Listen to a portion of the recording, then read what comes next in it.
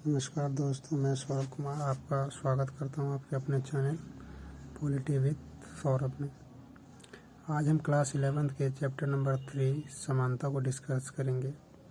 इसकी परिभाषा, इसके प्रकार, विभिन्न विचारधाराओं को समझते हुए इसके विभिन्न पहलुओं को समझने की कोशिश करेंगे। सामान्य शब्दों में समानता का अर्थ को अगर हम समझते हैं तो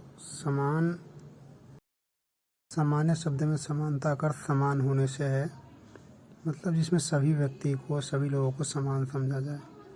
सामान्यता ना तो संभव है और ना ही स्वीकार्य, क्योंकि यह संभव नहीं है क्योंकि सभी लोगों को समान समझा जाए, क्योंकि शारीरिक बनावट के आधार पे, अपनी योग्यताओं, क्षमताओं के आधार पे सभी व्यक्तियों को समान नहीं हो सकते।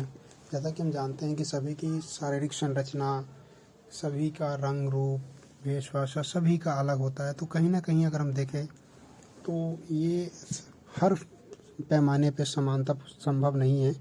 इसके बहुत अलग अलग आयाम हैं, जिसको हम आगे और सभी जानते हैं कि हमारे संविधान के द्वारा कुछ विशेष जातियों को आरक्षण प्राप्त किया गया है, लेकिन कहीं ना कहीं ये भी समानता का ही एक अंग है।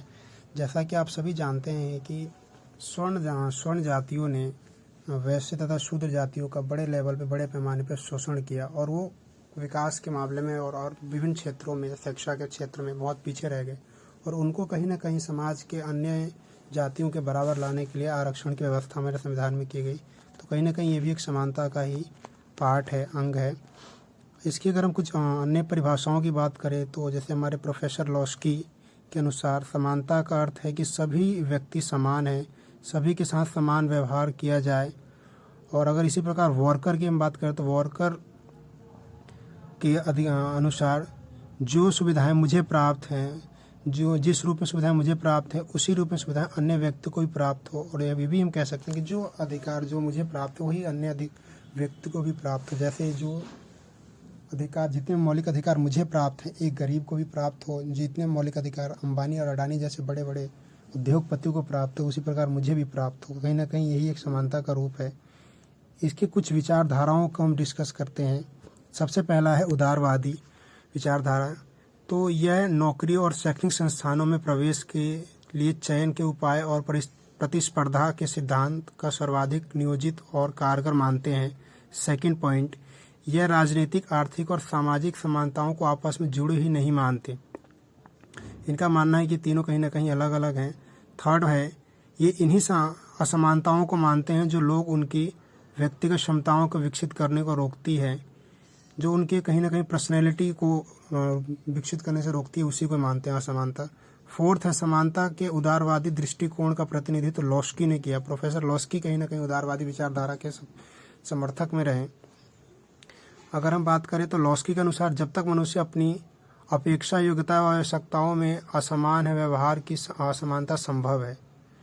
ये था हमारी पहला विचारधारा। सेकंड जो है आपकी समाजवादी का मुख्य सरोकार वर्तमान असमानताओं को न्यूनतम करना तथा संसाधनों का न्यायपूर्ण बंटवारा। तो जैसा कि जानते हैं कि जो जितनी असमानताएं कम होगी और संसाधनों का जितना ज़्यादा से ज़्यादा समान रूप से बंटवारा होगा समाज में, उतनी ज़्यादा बड़े लेवल पे समानता फैलेगी। यह बुनियादी क्षेत्रों में सरकारी नियमन, नियोजन और नियंत्रण का समर्थन करते हैं। तो समाजवादी व्यवस्था कहीं ना कहीं ऐसी व्यवस्था है, जो ऐसी विचारधारा के समूह है जो इनका ये मानना है कि सरकार, अधिक से अधिक क्षेत्रों में सरकार का नियंत्रण होना चाहिए। हमारे भारत के प्रमुख एक नेता श्री राम मनोहर लोहिया जी ने 7 असमानताओं की पहचान की है, जिसके खिलाफ हमें एक साथ लड़ सकते हैं, तभी ये संभव है। जैसे कि स्त्री पुरुष असमानता, जैसे कि हम जानते हैं कि हमारे समाज में स्त्री और पुरुष को लेकर के बहुत बड़े लेवल पर असमानता है। चमड़ी, रंग रूप के लेकर के भेदभाव बहुत ही बड़े पैमाने पे है। कहीं ना कहीं इस भेदभाव को भी खत्म करने की हमें आवश्यकता है। जातिगत असमानता, बड़े पैमाने पे हम जाति के उस चक्रव्यूह में फंसे हुए हैं और आज भी कहीं ना कहीं बड़े रूप में ग्रामीण क्षेत्रों में देखा जाता है कि आज भी वहाँ पे जाति व्यवस्था है।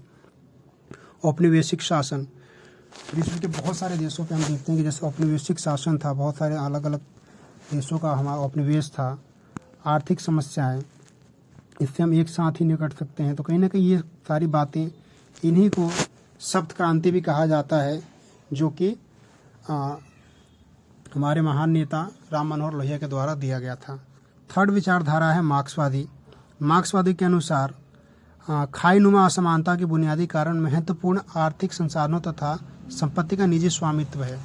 तो कहीं ना कहीं ये निजी स्वामित्व की बात कहते हैं कि जहाँ पे जो खाई, आज देखते हैं कि समाज में एक ऐसा वर्ग है जो बहुत ही विकसित है और एक ऐसा वर्ग भी है जो एक वक्त की रोटी भी नहीं जुटा पाता। तो कहीं ना कहीं दिखाता है कि समाज में कितनी ज़्यादा खाईनुमा असमानता है। ये समानता स्थापित करने के लिए आवश्यक संसाधनों और अन्य तरह की संपत्ति पर जनता का नियंत्रण चाहते हैं कि जो भी संसाधन है इस पर कहीं ना कहीं जनता का कंट्रोल हो, जनता अपनी आवश्यकता अनुसार इसको करे। ये इसके विभिन्न पॉइंट्स हैं। समानता के दो रूप, नकारात्मक समानता और सकारात्मक समानता। नकारात्मक समानता से तात्पर्य है कि किसी वर्ग विशेष को विशेष सुविधाएं ना प्राप्त हो तथा विकास की सुविधाएं उपलब्ध कराने में किसी भी प्रकार का विभेद ना किया जाए, मतलब सभी को समान रूप से कोई विभेद ना हो। लॉस्की के अनुसार जो अधिकार किसी अन्य व्यक्ति को नागरिक होने के नाते प्राप्त हो वही अधिकार सामान्य मात्रा में मुझे भी प्राप्त हो, मतलब किसी भी प्रकार के किसी के साथ भेदभाव नहीं होना चाहिए, सभी को समान रूप से सभी को समान अधिकार प्राप्त होने चाहिए। जो अधिकार मुझे प्राप्त है वही अधिकार अन्य व्यक्तियों को भी उसी रूप में प्राप्त हो जिस रूप में मुझे प्राप्त है। ठीक है। सेकंड है आपका सकारात्मक स्वतंत्रता। तो सकारात्मक स्वतंत्रता का नॉर्मली सामान्य शब्दों में अगर हम मतलब समझना चाहें तो आपको नाम से पता लगता है सकारात्मक। सकारात्मक समानता से तात्पर्य कि राज्य के सभी व्यक्तियों को अपने विकास के लिए समान अवसर पाए, मतलब किसी प्रकार का किसी का भेदभाव नहीं है, सभी को समान अवसर दिए जाए जिससे कि वो अपना व्यक्तित्व का विकास कर सके। सकारात्मक में प्राकृतिक असमानताओं को स्वीकार करते हुए सामाजिक विषमताओं को दूर करने का प्रयत्न किया जाए। समानता का वास्तविक रूप सकारात्मक है कि जो भी समाज में बुराइयां हैं, प्राकृतिक कई बार असमानताएं हम देखते हैं कि कुछ ऐसे वर्ग